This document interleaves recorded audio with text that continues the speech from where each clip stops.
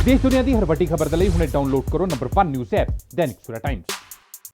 ਅੱਜ 3 ਜਨਵਰੀ ਆ ਔਰ ਸਵੇਰੇ ਦੇ ਸਮੇਂ 7:30 ਵਜੇ ਆ। ਇਸ ਸਮੇਂ ਜਿਹੜਾ ਟੈਂਪਰੇਚਰ ਆ ਚੰਡੀਗੜ੍ਹ ਦਾ ਉਹ 12 ਡਿਗਰੀ ਆ ਔਰ ਅਸਮਾਨ 'ਚ ਬੱਦਲ ਛਾਏ ਹੋਏ ਆ। ਹਲਕੀ ਹਲਕੀ ਬਾਰਿਸ਼ ਹੋ ਰਹੀ ਆ ਔਰ ਸੜਕਾਂ ਜਿਹੜੀਆਂ ਉਹ ਗਿੱਲੀਆਂ।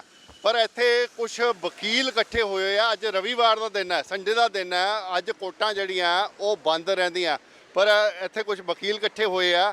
ਇਹਨਾਂ ਨਾਲ ਗੱਲਬਾਤ ਕਰਦੇ ਆ ਵੀ ਇਹ ਕਿਸ ਮਕਸਦ ਲਈ ਇੱਥੇ ਇਕੱਠੇ ਹੋਏ ਨੇ, ਕਿਉਂਕਿ ਕੋਰਟਾਂ ਜਿਹੜੀਆਂ ਉਹ ਬੰਦ ਹੈਗੀਆਂ। ਤੁਸੀਂ ਵਕੀਲ ਹੋ, ਡਰੈਸ ਤੋਂ ਇਦਾਂ ਹੀ ਲੱਗਦਾ ਜੀ।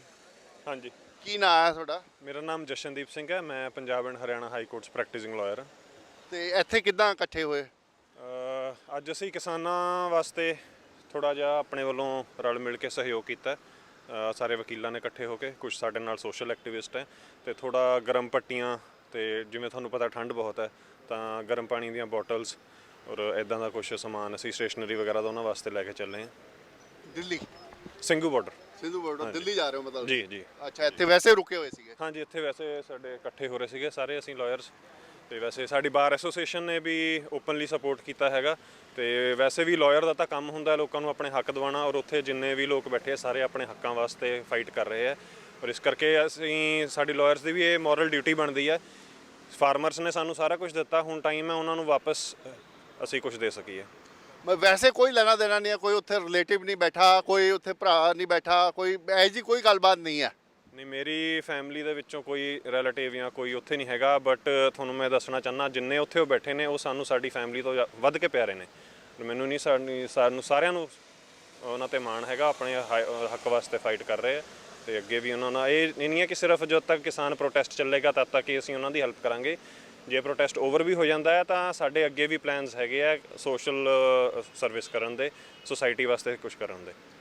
ਜਿੱਦਾਂ ਮਤਲਬ ਕਿ ਕਿਸਾਨ ਉੱਥੇ ਬੈਠੇ ਆ, ਤੁਹਾਡਾ ਰਿਲੇਟਿਵ ਨਹੀਂ ਹੈ, ਕੋਈ ਜਾਣਕਾਰ ਨਹੀਂ ਹੈ, ਤੁਸੀਂ ਸਮਾਨ ਲੈ ਕੇ ਚੱਲੇ ਹੋ, ਇਹ ਕਿੱਦਾਂ ਮਤਲਬ ਕਿ ਸਮਾਨ ਦਾ? ਕਿਉਂਕਿ ਵਕੀਲਾਂ ਦੀ ਆਦਤ ਹੈ, ਵਕੀਲ ਤਾਂ ਕਹਿੰਦੇ ਆ ਵੀ ਲੋਕਾਂ ਦੀ ਜੇਬ 'ਚੋਂ ਪੈਸੇ ਕਢਾ ਲੈਂਦੇ ਆ, ਤੇ ਮਤਲਬ ਕਿ ਜੇਬ 'ਚੋਂ ਪੈਸੇ ਖਰਚਣ ਕਰਨ ਦੀ ਮਤਲਬ ਕਿੱਦਾਂ ਉਹ ਲੱਗਿਆ ਵੀ ਹਾਂ ਯਾਰ ਜੇਬ 'ਚੋਂ ਪੈਸੇ ਖਰਚ ਕਰਨੇ ਚਾਹੀਦੇ ਆ? ਨਹੀਂ ਜੀ, ਇਹ ਮੇਰੇ ਖਿਆਲ ਗਲਤ ਨੈਰੇਟਿਵ ਬਣਾਇਆ ਗਿਆ ਵਕੀਲਾਂ ਬਾਰੇ।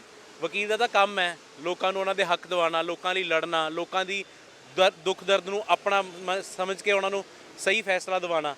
ਅਤੇ ਸਾਡੇ ਕੋਈ ਰਿਲੇਟਿਵ ਨਹੀਂ ਹੈ, ਲੇਕਿਨ ਉਸ ਜਿਵੇਂ ਸਰ ਨੇ ਕਿਹਾ ਉਹ ਸਾਡੇ ਰਿਲੇਟਿਵਸ ਤਰ੍ਹਾਂ ਹੀ ਹੈ ਜਿਹੜੇ ਸਭ ਕਿਸਾਨ ਬੈਠੇ ਹੈ। ਅਤੇ ਇਹ ਸਿਰਫ ਸਾਡੀ ਲਾਇਰਸ ਦੀ ਰਿਸਪੌਂਸਿਬਿਲਿਟੀ ਨਹੀਂ ਹੈ, ਇਹ ਹਰ ਨਾਗਰਿਕ ਦੀ ਰਿਸਪੌਂਸਿਬਿਲਿਟੀ ਹੈ ਕਿ ਉੱਥੇ ਜਾ ਕੇ ਆਪਾਂ ਉਹਨਾਂ ਨੂੰ ਸਪੋਰਟ ਕਰੀਏ ਕਿਸੇ ਵੀ ਤਰ੍ਹਾਂ, ਜਿੱਦਾਂ ਵੀ ਆਪਾਂ ਕਰ ਸਕੀਏ ਆਪਾਂ ਨੂੰ ਸਾਨੂੰ ਸਪੋਰਟ ਕਰਨਾ ਚਾਹੀਦਾ ਹੈ।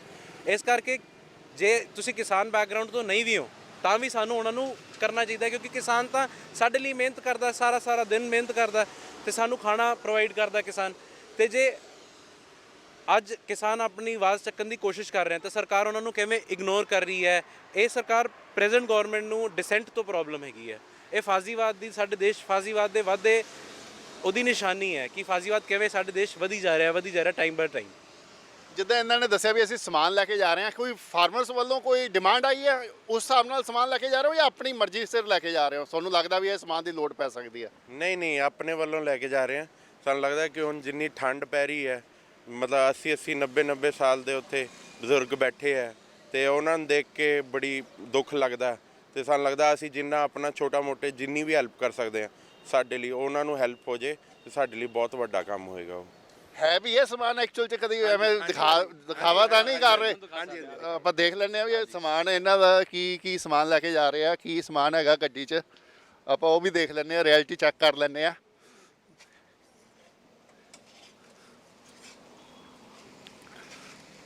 ਮੈਡੀਸਿਨਸ ਹੈ ਔਰ ਓਮਨੀ ਜੈਲ, ਜਿਵੇਂ ਅੱਜ ਕੱਲ੍ਹ ਠੰਡ ਕਾਫੀ ਹੈ ਉਹਦੇ ਵਾਸਤੇ ਸਪੈਸ਼ਲੀ ਅਸੀਂ ਇਹ ਸੋਚਿਆ ਕਿ ਬਜ਼ੁਰਗਾਂ ਵਾਸਤੇ ਹੀ ਸਾਰਾ ਫੋਕਸ ਵੈਸੇ ਜ਼ਿਆਦਾਤਰ ਰੱਖਿਆ।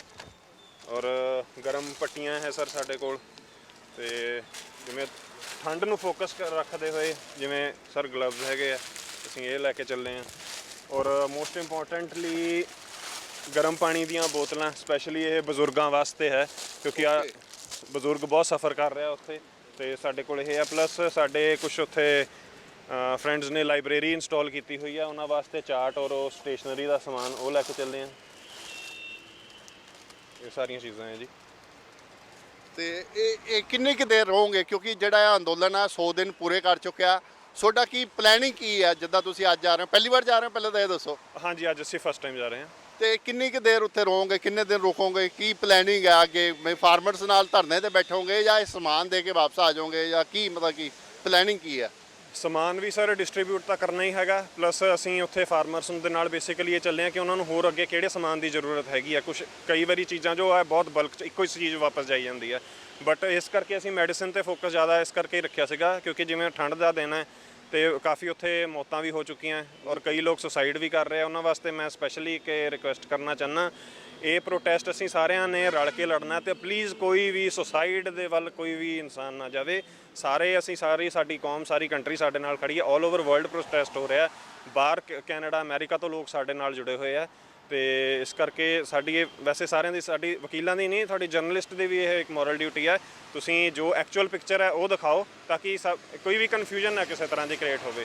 ਔਰ ਵੈਸੇ ਮੈਂ ਇਹ ਦੱਸਦਾ, ਇੰਡੀਅਨ ਕਨਸਟੀਟਿਊਸ਼ਨ ਇੱਕ ਬੜੇ ਹੀ ਸਮਝਦਾਰ ਔਰ ਪੜ੍ਹੇ ਲਿਖੇ ਇਨਸਾਨ ਨੇ ਬਣਾਇਆ ਸੀਗਾ, ਜਿਹਨੂੰ ਕਿ ਛੇੜਛਾੜ ਕਰਨ ਦੀ ਕੋਸ਼ਿਸ਼ ਹੋ ਰਹੀ ਹੈ।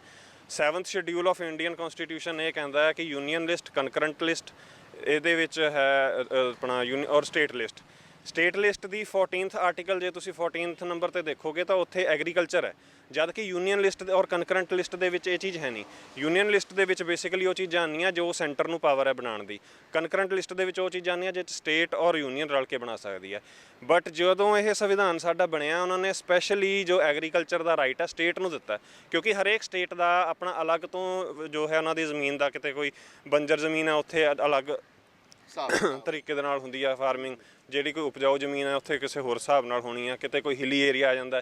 ਇਸੇ ਕਰਕੇ ਸਟੇਟਸ ਨੂੰ ਰਾਈਟ ਦਿੱਤੇ ਹੋਏ ਸੀਗੇ ਤੇ ਇਹ ਤਾਂ ਡੈਮੋਕ੍ਰੇਸੀ ਨਾ ਹੋ ਕੇ ਇੱਕ ਡਿਕਟੇਟਰਸ਼ਿਪ ਦੇਖਣ ਨੂੰ ਮਿਲ ਰਹੀ ਹੈ। ਇਹ ਚੀਜ਼ ਅਸੀਂ ਤਾਂ ਵੈਸੇ ਹੀ ਲਾਇਰਸ ਇਸ ਚੀਜ਼ ਦੇ ਅਗੇਂਸਟ ਹੈ, ਇਹ ਚੀਜ਼ ਕਦੀ ਵੀ ਬਰਦਾਸ਼ਤ ਨਹੀਂ ਕੀਤੀ ਜਾਏਗੀ। 4 ਤਰੀਕ ਦੀ ਜਿਹੜੀ ਉਹ ਮੀਟਿੰਗ ਆ, ਤੁਹਾਨੂੰ ਕੀ ਲੱਗਦਾ ਵੀ ਜਿਹੜੀ 8ਵੇਂ ਦੌਰ ਦੀ ਜਿਹੜੀ ਮੀਟਿੰਗ ਆ, ਵੀ ਇਸ ਮੀਟਿੰਗ 'ਚ ਤੁਹਾਨੂੰ ਲੱਗਦਾ ਵੀ ਸ਼ਾਇਦ ਕੋਈ ਫੈਸਲਾ ਹੋ ਜਾਏ, ਜਾਂ ਤੁਸੀਂ ਵੀ ਹਾਲੇ ਜਿੱਦਾਂ ਕਿਸਾਨ ਥੋੜ੍ਹਾ ਜਿਹਾ ਨਾਮੂਦ ਆ, ਤੁਸੀਂ ਵੀ ਇੱਦਾਂ ਦੇ ਸੋਚਦੇ ਹੋ? ਨਹੀਂ, ਸਾਨੂੰ ਮੇਰੇ ਖਿਆਲ ਪੋਜ਼ਿਟਿਵ ਰਹਿਣਾ ਚਾਹੀਦਾ ਕਿ ਜੋ ਹੱਲ ਨਿਕਲੂਗਾ ਤੇ ਅੱਛਾ ਹੀ ਨਿਕਲੇਗਾ। ਤੇ ਮੇਰੇ ਖਿਆਲ ਤੋਂ ਕਿਉਂਕਿ ਠੰਡ ਬਹੁਤ ਜ਼ਿਆਦਾ, ਤਾਂ ਸਰਕਾਰ ਨੂੰ ਕਿਸਾਨਾਂ ਦੀ ਮੰਗਾਂ ਮੰਨ ਲੈਣੀ ਚਾਹੀਦੀਆਂ, ਕਿਉਂਕਿ ਕੋਈ ਉਹ ਨਜਾਇਜ਼ ਮੰਗ ਨਹੀਂ ਮੰਗ ਰਹੇ, ਉਹ ਆਪਣੇ ਹੱਕ ਲਈ ਮੰਗ ਰਹੇ ਆ। ਜੋ ਸਹੀ ਚੀਜ਼ ਹੈ ਉਹੀ ਮੰਗ ਰਹੇ ਆ, ਉਹ ਕੁਝ ਗਲਤ ਨਹੀਂ ਉਹਨਾਂ ਨੇ ਮੰਗਿਆ। ਤਾਂ ਮੇਰੇ ਖਿਆਲ ਸਰਕਾਰ ਨੂੰ ਉਹਨਾਂ ਦੀ ਮੰਗਾਂ ਮੰਨ ਲੈਣੀ ਚਾਹੀਦੀਆਂ। ਤੁਸੀਂ ਕਿੰਨਾ ਕੁ ਸਹਿਮਤ ਹੋ ਗੱਲ ਤੋਂ? ਮੈਂ ਬਿਲਕੁਲ ਸਹਿਮਤ ਹਾਂ ਜੀ। ਜਿਹੜੇ ਆਪਣੇ ਹੱਕ ਨੇ ਉਹ ਤਾਂ ਮਿਲਣੇ ਚਾਹੀਦੇ ਹੈ ਤੇ ਉਹਨਾਂ ਲਈ ਲੜਨਾ ਮੇਰੇ ਹਿਸਾਬ ਨਾਲ ਗਲਤ ਨਹੀਂ ਹੈ। ਤੇ ਜਿਹੜੇ ਹੱਕ ਨੂੰ ਜਿਹੜੇ ਲੜ ਰਿਹਾ ਉਹਨਾਂ ਨੂੰ ਹਮੇਸ਼ਾ ਸਪੋਰਟ ਕਰਨਾ ਚਾਹੀਦਾ। ਤੇ ਮੈਂ ਇਹੀ ਚਾਹਾਂਗਾ ਕਿ ਸਰਕਾਰ ਛੇਤੀ ਇਹ ਮੰਨ ਲੈਣ ਤੇ ਛੇਤੀ ਤੋਂ ਛੇਤੀ ਇਹ ਖਤਮ ਹੋ ਜਾਏ ਤੇ ਸਾਰੇ ਆਪਣੇ ਘਰ ਚੱਲ ਜਾਣ। ਤੁਸੀਂ ਦੇਖਿਆ ਜਿੱਦਾਂ ਮਤਲਬ ਕਿ ਆਮ ਆਦਮੀ ਸਪੋਰਟ ਕਰ ਰਿਹਾ, ਉੱਦਾਂ ਹੀ ਵਕੀਲ ਜਿਹੜੇ Punjab and Haryana high court ਦੇ ਆ, ਜਿਨ੍ਹਾਂ ਦਾ ਕੋਈ ਲੈਣਾ ਦੇਣਾ ਨਹੀਂ ਹੈ, ਕੋਈ ਇਹਨਾਂ ਦਾ ਰਿਲੇਟਿਵ ਉੱਥੇ ਨਹੀਂ ਬੈਠਾ ਹੋਇਆ, ਲੇਕਿਨ ਫਿਰ ਵੀ ਇਹ ਜਾ ਰਹੇ ਨੇ ਔਰ ਜੇਬ 'ਚੋਂ ਪੈਸੇ ਖਰਚ ਕੇ ਸਮਾਨ ਲੈ ਕੇ ਜਾ ਰਹੇ ਆ ਉਹਨਾਂ ਕਿਸਾਨਾਂ ਲਈ, ਕਿਉਂਕਿ ਇਹਨਾਂ ਨੇ ਮਹਿਸੂਸ ਕੀਤਾ ਵੀ ਸਰਦੀ ਇਸ ਸਮੇਂ ਬਹੁਤ ਜ਼ਿਆਦਾ ਹੈਗੀ ਆ ਔਰ ਇਸ ਸਰਦੀ ਦੇ ਦੌਰਾਨ ਉਹਨਾਂ ਨੂੰ ਕੁਝ ਦਵਾਈਆਂ ਦੀ ਔਰ ਕੁਝ ਇਕਵਿਪਮੈਂਟ ਦੀ ਲੋੜ ਪੈ ਸਕਦੀ ਹੈ, ਜਿੱਦਾਂ ਗਰਮ ਪਾਣੀ ਦੀਆਂ ਬੋਤਲਾਂ, ਦਸਤਾਨੇ ਆ, ਹੋਰ ਚੀਜ਼ਾਂ ਹੈਗੀਆਂ ਵੀ ਹਾਂ ਯਾਰ ਇਹ ਚੀਜ਼ਾਂ ਦੀ ਉਹਨਾਂ ਨੂੰ ਲੋੜ ਪੈ ਸਕਦੀ ਹੈ। ਇਸ ਕਰਕੇ ਇਹ ਨਾਲ ਲੈ ਕੇ ਜਾ ਰਿਹਾ। ਇਹਨਾਂ ਦਾ ਮਕਸਦ ਸਿਰਫ ਮੋਰਲ ਸਪੋਰਟ ਕਰਨਾ ਹੈ ਉਹਨਾਂ ਕਿਸਾਨਾਂ ਦੀ, ਤਾਂ ਕਿ ਇਹ ਮੰਨਦੇ ਆ ਵੀ ਕਿਸਾਨ ਜਿਹੜੇ ਆ ਉਹਨਾਂ ਕਰਕੇ ਹੀ ਬਾਕੀ ਸਾਡਾ ਜਿਹੜਾ ਜੀਵਨ ਹੈ ਸਾਰਿਆਂ ਦਾ ਉਹਨਾਂ ਦੇ ਉੱਤੇ ਡਿਪੈਂਡ ਹੈ। ਇਸ ਕਰਕੇ ਇਹਨਾਂ ਨੇ ਆਪਣੀ ਜ਼ਿੰਮੇਵਾਰੀ ਸਮਝਦੇ ਹੋਏ ਇਹ ਜਾ ਰਹੇ ਨੇ ਔਰ ਫਸਟ ਵਿਜ਼ਿਟ ਹੈ ਇਹਨਾਂ ਦੀ, ਪਹਿਲੀ ਵਾਰ ਜਾ ਰਹੇ ਨੇ। ਪਰ ਇਹਨਾਂ ਦਾ ਕਹਿਣਾ ਇਹ ਹੈ ਵੀ ਉੱਥੇ ਜਾ ਕੇ ਦੇਖਾਂਗੇ ਵੀ ਕਿਸਾਨਾਂ ਨੂੰ ਹੋਰ ਕਿਹੜੀ ਚੀਜ਼ ਦੀ ਲੋੜ ਹੈ, ਉਸ ਹਿਸਾਬ ਨਾਲ ਅੱਗੇ ਦੀਆਂ ਜਿਹੜੀਆਂ ਇਹਨਾਂ ਦੀਆਂ ਵਿਜ਼ਟਾਂ ਹੈ ਉਹ ਤੈਅ ਹੋਣਗੀਆਂ। ਨਾਲ ਦੂਜੇ ਪਾਸੇ ਇਹ ਵੀ ਬੜੇ ਉਮੀਦ 'ਚ ਹੈ ਵੀ ਜਿਹੜੀ ਕੱਲ੍ਹ ਦੀ ਮੀਟਿੰਗ ਹੈ, 8ਵੇਂ ਦੌਰ ਦੀ ਜਿਹੜੀ ਮੀਟਿੰਗ ਹੈ, ਉਸ 'ਚ ਇਸ ਮਸਲੇ ਦਾ ਹੱਲ ਨਿਕਲੇਗਾ। ਔਰ ਇਹਨਾਂ ਦਾ ਇਹ ਵੀ ਕਹਿਣਾ ਵੀ ਹਮੇਸ਼ਾ ਪੋਜ਼ਿਟਿਵ ਰਹਿਣਾ ਚਾਹੀਦਾ, ਨੈਗੇਟਿਵ ਰਹਿ ਕੇ ਕੋਈ ਫਾਇਦਾ ਨਹੀਂ ਹੈ, ਪੋਜ਼ਿਟਿਵ ਰਹਿ ਕੇ ਹੀ ਕੰਮ ਚੱਲਦਾ। ਮੈਂ ਦਿਨੇਸ਼ ਗੋਇਲ, ਕੈਮਰਾਮੈਨ ਪ੍ਰਵੀਨ ਪਾਂਡੇ ਦੇ ਨਾਲ, ਦੈਨਿਕ ਸਵੇਰਾ ਟੀਵੀ ਲਈ ਚੰਡੀਗੜ੍ਹ ਤੋਂ। All world open challenge 17 time gold medallist मियां रफीक मोहम्मद, पंडित, मौलवी, बेगम, तांत्रिक, इन्हां चोरा ठग्गां तो सावधान। स्पेशलिस्ट वशीकरण, सट्टा नंबर, लव मैरिज, पति पत्नी च अनबन, विदेश च पक्का होना, कारोबार दा ना चलना, सिर्फ 31 घंटियां विच समाधान। फ्री फ्री फ्री मियां रफीक मोहम्मद। मोबाइल 84 374 94 647, 84 374 94 648।